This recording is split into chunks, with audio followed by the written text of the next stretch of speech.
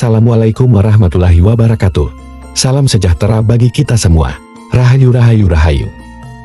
Pada kesempatan kali ini Mbah Yadi Channel akan membahas tentang mengenai jenis-jenis kesaktian leluhur beserta sifat orang yang memilikinya. Ilmu kesaktian leluhur adalah pengetahuan atau kemampuan spiritual yang diwariskan dari satu generasi ke generasi berikutnya dalam suatu garis keturunan, keluarga atau kelompok masyarakat. Kesaktian ini sering dianggap sebagai kekuatan supranatural atau kemampuan luar biasa yang tidak dimiliki oleh kebanyakan orang, dan biasanya terkait dengan aspek spiritual, gaib atau mistik. Ilmu kesaktian leluhur sering dipandang sebagai warisan sakral yang harus dijaga, dihormati, dan diteruskan kepada keturunan yang layak menerimanya. Ada banyak ilmu kesaktian leluhur yang bisa diwariskan kepada keturunannya. Namun hanya orang-orang tertentu saja yang bisa mendapatkannya, karena kesaktian tersebut hanya bisa selaras pada orang dengan sifat dan karakteristik tertentu. Jadi pada umumnya, seorang manusia hanya bisa mewarisi 2-3 kesaktian saja, karena manusia tidak mungkin bisa memiliki semua sifat dan syarat untuk mendapatkan kesaktian dari leluhur. Dan berikut ini adalah jenis-jenis kesaktian leluhur beserta sifat yang dimiliki oleh orang yang mewarisinya. 1. Kemampuan penyembuhan. Kemampuan penyembuhan biasanya terkait dengan penggunaan energi, ramuan alami, doang atau ritual yang dapat menyembuhkan penyakit fisik maupun emosional.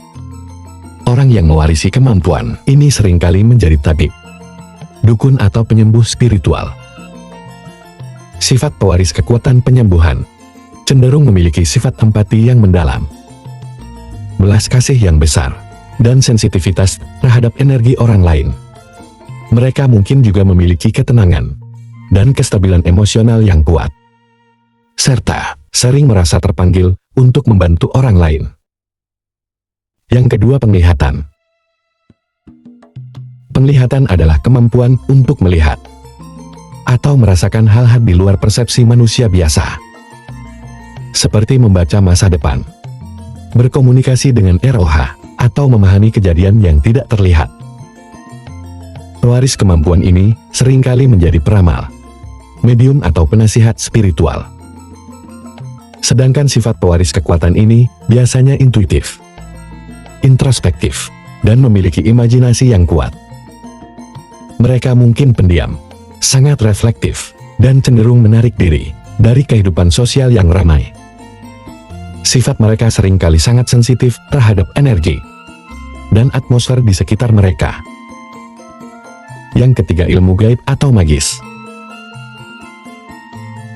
Ilmu gaib dapat meliputi kemampuan untuk merapal mantra, melakukan ritual magis, atau memanipulasi energi spiritual dan alam untuk mencapai tujuan tertentu. Kekuatan ini sering diwariskan dalam keluarga yang memiliki tradisi spiritual yang kuat. Sedangkan sifat pewarisnya adalah orang yang mewarisi ilmu gaib cenderung percaya diri, penuh tekad, dan memiliki kesadaran yang tinggi terhadap kekuatan batin mereka. Mereka seringkali menjadi pemimpin dalam lingkungan spiritual mereka dan memiliki keinginan untuk menguasai pengetahuan yang lebih dalam tentang dunia spiritual dan mistik. Yang keempat, perlindungan spiritual. Perlindungan spiritual adalah kemampuan untuk melindungi diri atau orang lain dari energi yang negatif, serangan gaib, atau gangguan roh jahat. Pewaris kemampuan ini seringkali berperan sebagai penjaga atau pelindung dalam komunitas spiritual mereka. Sedangkan sifat pewaris perlindungan spiritual, biasanya mereka sangat berani dan memiliki keteguhan hati yang kuat. Mereka cenderung tenang di bawah tekanan dan memiliki naluri pelindung yang kuat terhadap keluarga dan orang yang mereka cintai. Mereka juga sering memiliki integritas moral yang kuat dan tidak mudah terpengaruh oleh energi negatif. Yang kelima, kekuatan kebijaksanaan.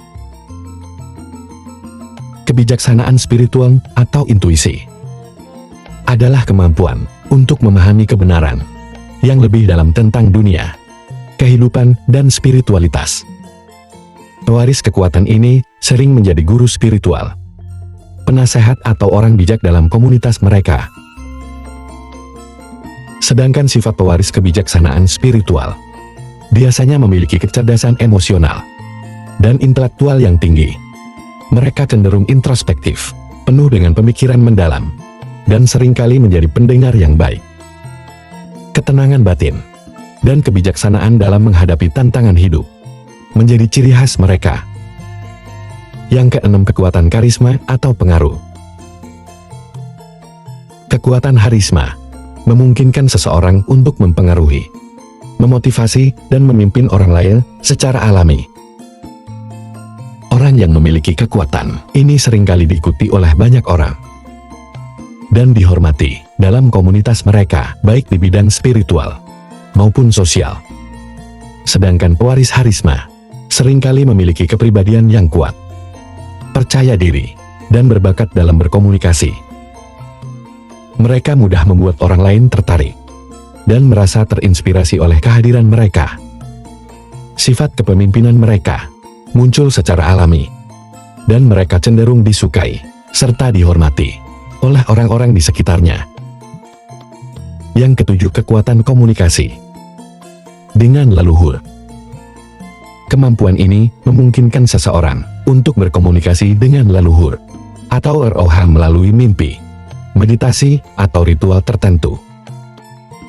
Orang yang mewarisi kekuatan ini sering berperan sebagai perantara antara dunia fisik dan spiritual. Kekuatan ini biasanya sensitif terhadap dunia air roha dan memiliki hubungan emosional yang mendalam dengan leluhur atau tradisi keluarganya.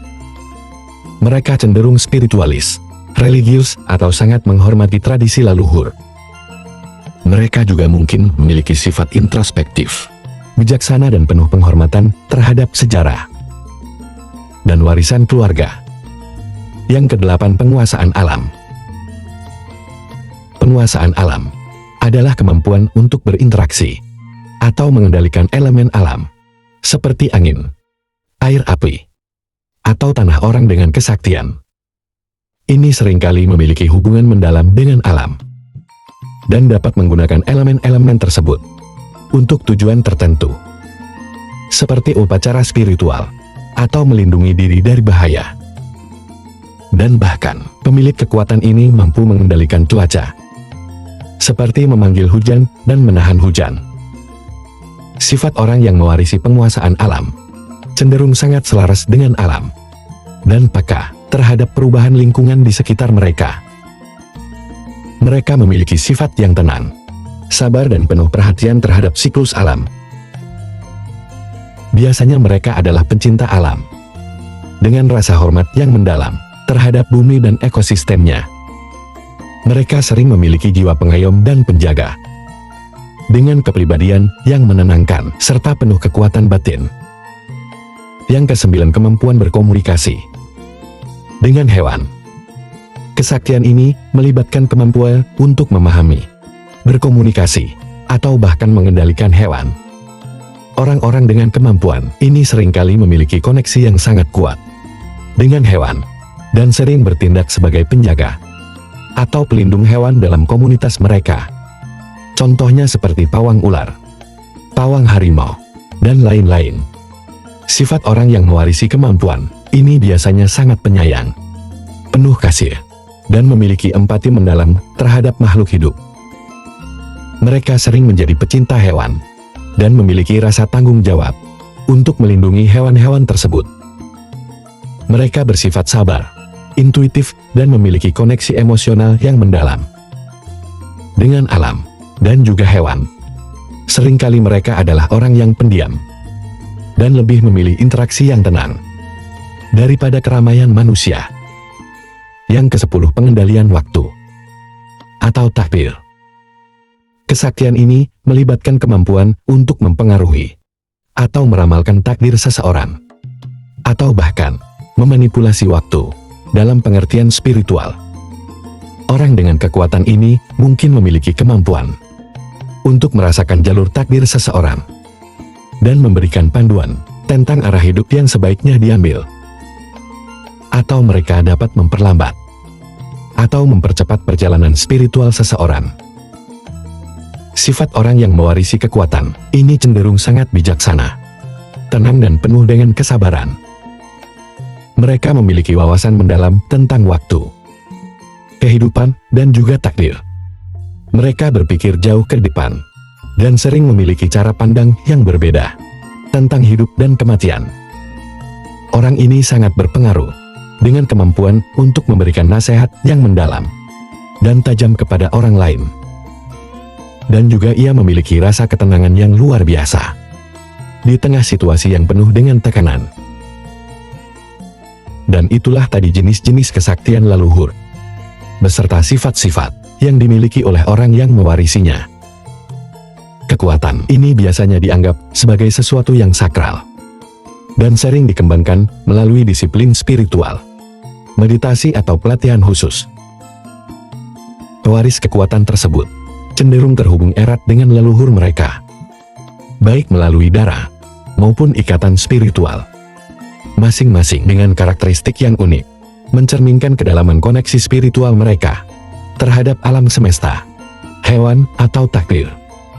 Cukup sekian bahasan kita kali ini. Mudah-mudahan bermanfaat bagi kita semuanya. Amin ya robbal alamin. Assalamualaikum warahmatullahi wabarakatuh.